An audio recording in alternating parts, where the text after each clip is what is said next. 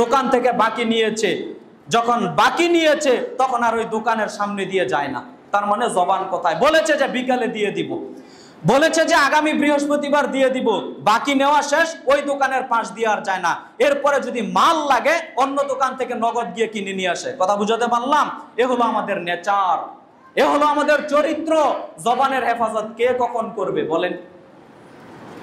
এই মুখকে সংবরণশীল রাখতে হবে যে কোনো মূল্যে। মুখের হেফাজত করবেন তাহলে জান্নাত মিলবে।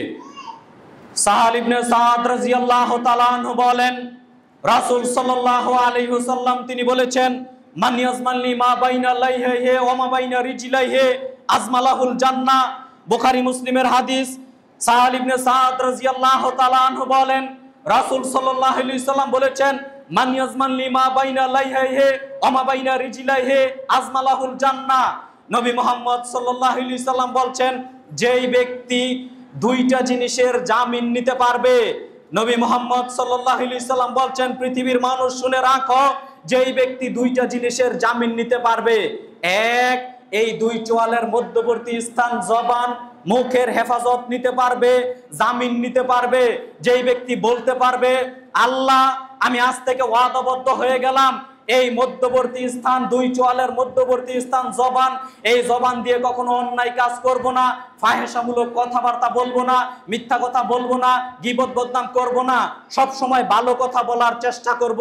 যে ব্যক্তি জামিনদার নিতে পারবে, দুই উরুর মধ্যবর্তী স্থান, লজ্জা স্থান, এইটার যে ব্যক্তি জামিন নিতে পারবে যে একে আমি হেফাজতে রাখবো, এর মাধ্যমে আমি অন্যায় পাপের কাজ করব না, এই দুইটার যারা জামিন নিতে পারবে, নবী সাল্লাল্লাহু আলাইহি ওয়াসাল্লাম বলছেন, আমি ওই ব্যক্তির ব্যাপারে জামিনদার হয়ে গেলাম, তাকে আমি নবীজি জান্নাতে নিয়ে যাব। বলি সুবহানাল্লাহ।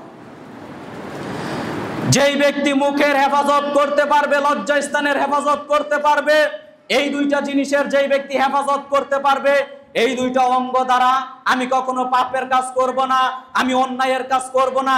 যে ব্যক্তি জামিন নিতে পারবে যে আমি মুখ দিয়ে মিথ্যা কথা বলবো না, অনর্থক কথা বলবো না, ফাহেশামূলক কথা বলবো না, মানুষকে ভয় দেখাবো না, অনর্থক কথা বলবো না। এমন কি আপনি জানেন হাদিসে নবী সাল্লাল্লাহু আলাইহি ওয়াসাল্লাম বলছেন যে কাউকে হাসানোর জন্য কথা, মিথ্যা কথা বলাও নিষেধ। আপনি হাসানোর জন্য মিথ্যা কথা বলতে পারবেন না। আপনার দুই বন্ধু বসে আছেন, এমনিতেই মজাক করে আপনি মিথ্যা কথা বললেন, একটু পরে হয়তো সত্য কথা বলে দিবেন, এটা আপনার অন্তরে আছে, এইটাও আপনি বলতে পারবেন না। নবী সাল্লাল্লাহু আলাইহি সাল্লাম মুখের হেফাজতের বিষয়ে এমন কঠোর ও কঠিন শব্দ ইউজ করলেন, যেই ব্যক্তি মুখকে সংবরণশীল রাখতে পারে, মুখের হেফাজত করতে পারে, তাকে আমি নবীজি জান্নাতে নিয়ে যাওয়ার ব্যাপারে জামিনদার হয়ে গেলাম। সম্মানিত দ্বীনি মুসলিম ভাই ও বোন, বুখারী মুসলিমের হাদিস আপনার সামনে আমি বলে বুঝাতে চাইলাম, আপনি যদি মুখকে সংবরণশীল রাখতে পারেন তাহলে ইনশাআল্লাহ সহজে জান্নাতে যেতে পারবেন।